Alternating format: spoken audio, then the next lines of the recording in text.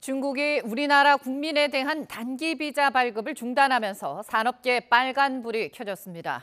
중국 정부의 제로 코로나 정책 완화에 힘입어 수출 회복을 기대했던 우리 기업들의 발등에 불이 떨어졌습니다. 윤혜리 기자의 보도입니다. 우리나라 최대 교역국은 다름 아닌 이웃나라 중국입니다. 하지만 길게 이어지는 대중수출 부진은 좀처럼 나아질 기미가 보이지 않고 있습니다.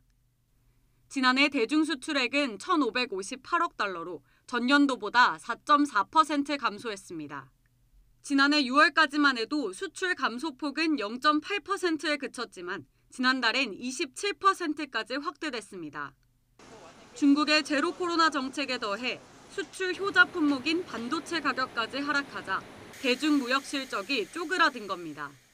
특히 우리나라 전체 수출에서 한 23%는 이제 중국으로 갑니다.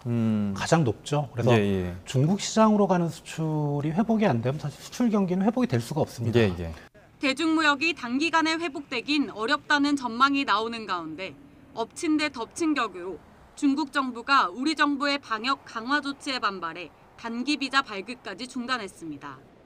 새롭게 중국 시장 진출을 모색하거나 수출 부진을 만회해보려 했던 우리 기업들은 다시 시름에 잠겼습니다.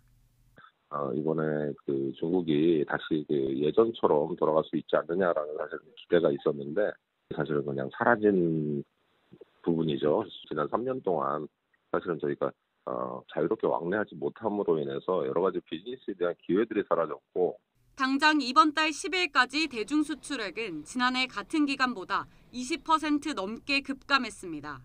정부가 중국 현지 활동에 어려움을 겪는 국내 기업들을 긴급 지원하고 있지만 상황이 장기화할 경우 대중수출 의존도가 높은 중소기업들의 피해는 더 커질 걸로 보입니다. YTN 윤혜리입니다.